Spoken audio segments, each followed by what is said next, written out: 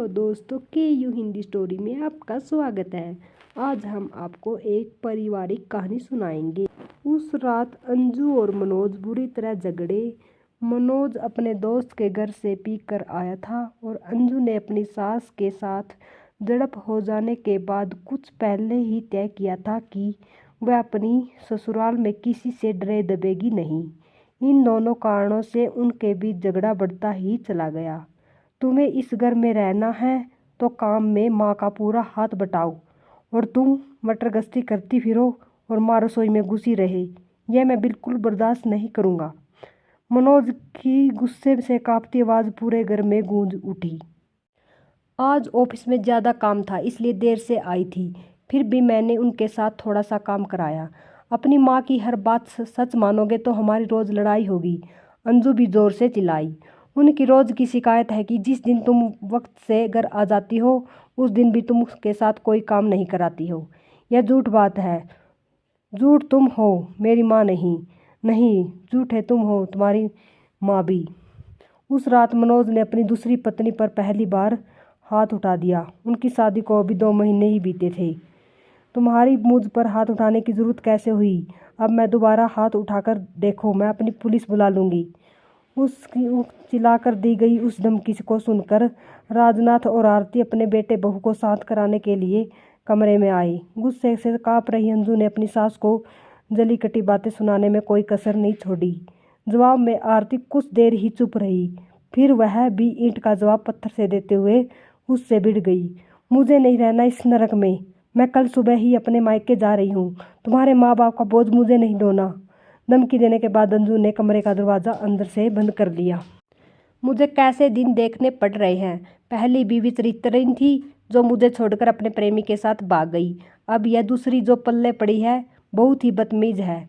अपने को कोसता मनोज उस रात सोफे पर ही सो गया। अगले दिन रविवार था। आंखों में गुस्सा भरी जब 10 बजे के करीब अंजू अपने कमरे से बाहर आई तो उसमें मनोज को ड्राइंग रूम में मुंह लटकाए बैठे पाया।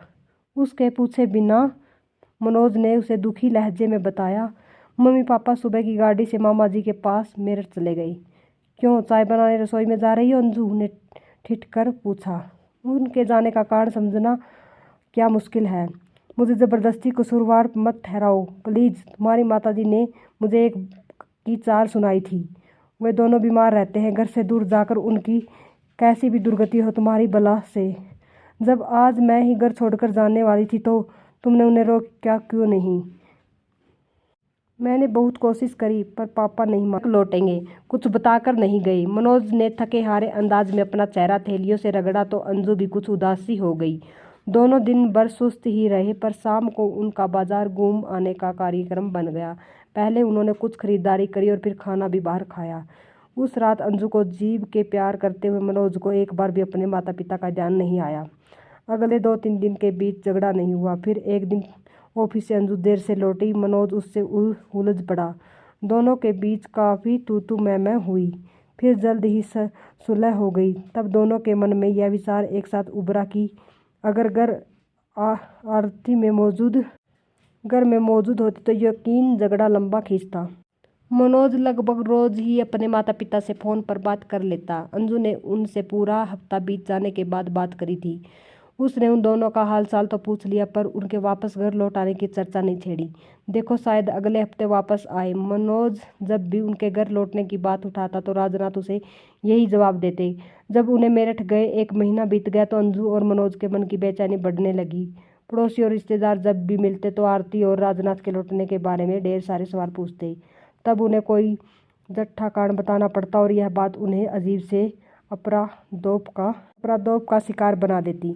लोगों के परेशान करने वाले सवालों से बचने के लिए तब दोनों ने मेरठ जाकर उन्हें वापस लाने का फैसला कर लिया। अब वहां पहुंचकर उनसे बहस में मत उलझना। उन्हें मनाने को अगर सॉरी बोलना पड़े तो बोल दे। उनको साथ रखना हमारी जिम्मेदारी है। मामा जी यहाँ किसी और की नहीं। मनोज सारे रास्ते अंजू को ऐसी बातें समझाता रहा। मामा मामी के यहाँ 2 दिन बिताने के लिए शुक्रवार की रात को करीब 9 बजे उनके घर पहुँच गए। उन दोनों ने मामा मामी बड़े प्यार से मिले। उनकी नज़रों में अपने के लिए नाराज़गी के भाव न देख कर अंजू मन ही मन हैरान हुई। दीदी और जीजाजी खाना खाने के बाद पार्क में घूमने गई। अपने मामा की यह बात सुनकर मनोज हैरान रह गया। पापा मम्मी घूमने गए हैं, उन्होंने यह आदत कब से पाल ली। मनोज की आंखों में अविश्वास के भाव पैदा हुए। वे दोनों अब नियम से सुबह भी घूमने जाते हैं। तुम उनकी फिटनेस में आए बदलाव को देखोगे तो चकित रह जाओगे। मम्मी की कमर का दर्द उन्हें घूमने की इजाज़त देता है। दर्द अब पहले से काफ़ी कम है। जीजाजी दीदी का हौसला बढ़ाकर उन्हें सुस्त नहीं पड़ने देते। क्या मम्मी का किसी नए डॉक्टर से इलाज चल रहा है? हाँ, डॉक्टर राजनाथ के इलाज में है। दीदी अपने इस मजाक पर मामा जी ने जोरदार ठाका लगाया तो मनोज और अंजू जबरदस्त उलझन का शिकार बन गई। जब वे सब चाय पी रहे थे तब राजनाथ और आरती ने घर में प्रवेश किया। उन पर नजर पड़ते ही मनोज उछलकर खड़ा हो गया और प्रसन्न लहजे में बोला, वाह papa mummy, in sports shoes में तो आप दोनों बड़े जच रहे हो। तुम्हारे मामा जी ने दिलाए हैं, अच्छे हैं ना? राजनाथ पहले किसी बच्चे की तरह खुश हुए और फिर उन्होंने मनोज को गले से लगा लिया। अपनी माँ के पैर छूते हुए मनोज ने उनकी तारीफ करी। और ये बड़ी खुशी की बात है कि कमर का दर्द खत्म हो जाने से अब तुम्हें चलने में ज़्यादा दिक्कत नहीं आ रही। चेहरे पर भी चमक है। मामा जी के यहाँ लगता है खूब माल उड़ा रहे हो। मेरी यह शुगर की बीमारी कहाँ मुझे माल खाने देती। तुम दोनों कैसे हो? आने की खबर क्यों नहीं दी? अपने बेटे बहू को आशीर्वाद देते हुए आरती की पलकें नम हो उठी। तुम दोनों को भूख लग रही होगी, बोलो क्या खाओगे? बड़े उत्साहित अंदाज में अपनी हथेलियों आपस में रगड़ते हुए राजनाथ ने अपने बेटे बहू से पूछा। ज़्यादा भूख नहीं है, इसलिए बाजार से कुछ हल्का फुल्का ले आते हैं। वह मनोज अपने पिता के साथ जाने को उठ खड़ा हुआ। बाजार से क्यों, कुछ लाना है? आलू मटर की सब्जी रखी है, मैं फटाफट पराठे तैयार कर देती हूँ, कह मम्मी रसोई में जाने को उठ खड़ी हुई। भाभी, आज आप अपने इस शीशे को काम करने की आज्ञा दो। रहस्यमय अंदाज में मुस्कुराए रहे राजनाथ ने अपनी सलहेज का हाथ पकड़कर वापस सोफे पर बैठा दिया। क्या पराठे आप बनाएंगे? मनोज का मुंह आश्चर्य से खुला का खुला रह गया। पिछले दिनों तुम्हारी मामी से कुछ कुकिंग सीखी है मैंने। अब बस 15 मिनट से ज़्यादा समय नहीं लगेगा खाना लगाने में।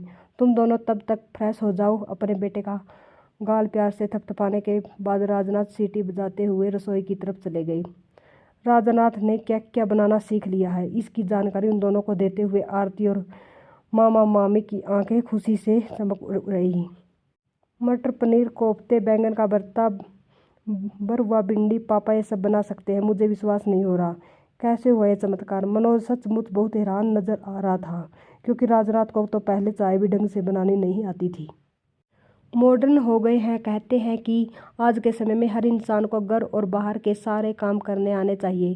किसी पर आश्रित होकर बोझ बन जाना नरक में जीने जैसा है। अपने इस नए आदर्श वाक्य को वे दिन में कई बार हम सबको सुनाते हैं। इस उम्र में कोई इतना ज़्यादा बदल सकता है, यह सचमुच हैरान करने वाली बात है। मामा जी की इस बात का पूरा अर्थ मनोज को अगले 2 दिन में समझ आया। राजनाथ जी ने उन्हें उस रात खस्ता पराठे बनाकर खिलाए, फिर रेत गर्म करके उसके एक पोटली में भरा और आरती की कमर की सिकाई करी। वे पहले बहुत कम बोलते थे, अब उनकी हंसी से कमरा बार बार गूंज उठता है। अगले दिन सबको बेड टी उन्होंने ही पिलाई। इससे पहले वे और आरती घंटा भर पास के पार्क में घूम आए थे। नाश्ते में ब्रेड पकौड़े मामा जी ने बनाए, पर सबको गर्मा गर्म पकौड़े खिलाने का काम उन्होंने बड़े उत्साह से किया। आरती ने पूरे घर में झाड़ू लगाया और डस्टिंग का काम राजनाथ ने किया। फिर नहा धोकर लाइब्रेरी में अखबार पढ़ने चले गए। मनोज और अंजू उनकी चुस्ती फुर्ती देखकर बार बार हैरान हो उठते। ऐसा प्रतीत होता जैसे उनमें जीने का उत्साह कूट कूट कर भरा गया हो। शाम को ये सब बाजार घूमने गए। चाट खाने की शौकीन अंजू को राजनाथ जी ने एक मशहूर दुकान से चाट खिलाई, बाद में आइसक्रीम भी खाई। वापस आने पर किसी को ज़्यादा भूख नहीं थी, इसलिए पुलाव बनाने का कार्यक्रम बना। आरती और मामी जी यह काम करना चाहती थी, लेकिन राजनाथ जी ने किसी की न चलने दी और रसोई में अकेले घुस गए। उन्होंने बहुत स्वादिष्ट पुलाव बनाया। सबके मुंह में अपनी तारीफ सुनकर वे फूले नहीं समाये। काफ़ी थके होने के बावजूद उन्होंने सोने से पहले आरती की कमर की सिकाई करने के बाद मुंह लगाने में कोई आलस नहीं किया। रविवार की सुबह मामी जी ने सबको साबर डोसे का नाश्ता कराया। राजनाथ उनकी बगल में खड़े होकर डोसा बनाने की विधि बड़े ध्यान से देखते रहे। सब ने इतना ज़्यादा खाया कि लंच करने की जरूरत ही न रही। कुछ देर आराम करने के बाद मनोज ने दिल्ली लौटने की तैयारी शुरू कर दी। पापा मम्मी आप दोनों भी अपना सामान पैक कर दो, यहाँ से 2 बजे तक निकलना ठीक रहेगा। लेट हो गए तो शाम के ट्रैफिक में फंस जाएंगी। मनोज की यह बात सुनकर राजनाथ जी एकदम गंभीर हो गई तो आरती बेचैन अंदाज में उनकी शक्ल ताकने लगी। इन्हें अभी कुछ और दिन यहीं रहने दो मनोज बेटा। मामा जी भी सहज नजर नहीं आ रहे थे। मामी जी ये दोनों 1 महीना तो रह लिए, अब यहाँ इनका अगला चक्कर मैं जल्दी लगवा दूंगा, मनोज से मुस्कुराते हुए जवाब दिया। राजनाथ ने एक बार अपना गला साफ करने के बाद मनोज से कहा, हम अभी नहीं चल रहे मनोज। क्यों, क्या आप अब भी हमसे नाराज हो? मनोज एक मेरी बात समझ बेटे, हमारे कारण तेरे घर में कलेश हो, यह हम बिल्कुल नहीं चाहते। राजनाथ असहज नजर आने लगे, दम से चीड़ उठा। इस तरह के झगड़े घर में चलते रहते हैं पापा, इनके कारण आप दोनों का घर छोड़ देना समझ तेरी माँ की बहू से नहीं बनती है। किसी दिन लड़ झगड़ कर अंजू घर छोड़े, इससे बेहतर है कि हम दोनों को अकेले रहने दे। दारी की बात नहीं है, हम अकेले नहीं बल्कि आप दोनों के साथ रहना है। अब आप पिछली बातें भुलाकर सामान बांधना शुरू कर दो। अंजू तुम क्यों नहीं कुछ बोल रही हो? मनोज ने उन दोनों पर दबाव बनाने के लिए अपनी पत्नी से सहायता मांगी। आप दोनों हमारे साथ चलिए प्लीज, अंजू ने धीमी आवाज में कहा। राजनाथ जी कुछ पलों की खामोशी के बाद बोले, तुम दोनों जोर डालोगे तो हम वापस चल पड़ेंगे, पर पहले मैं कुछ कहना चाहता हूँ। अपने ससुर से प्रार्थना करी।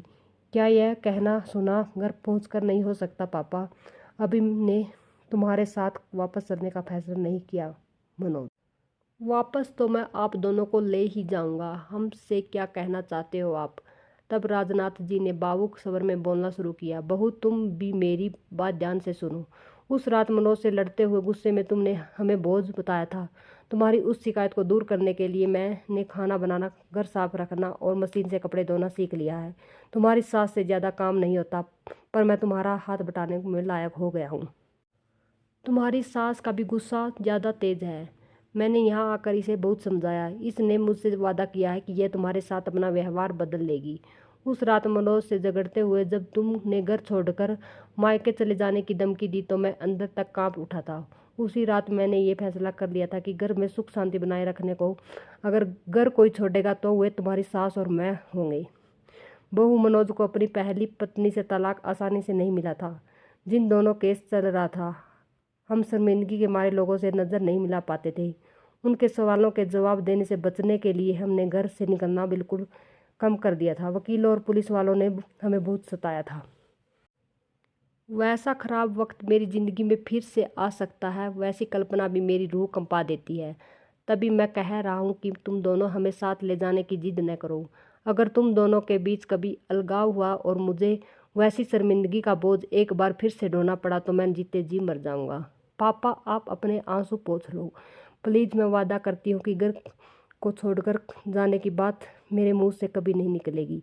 अपने ससुर के मन की पीड़ा को दूर करने के लिए अंजू ने भरे गले से तुरंत उन्हें विश्वास दिलाया और मैंने आज से शराब छोड़ दी। मनोज के इस फैसले को सुनकर राजनाथ जी ने भाव विभोर होकर उसे गले से लगा लिया।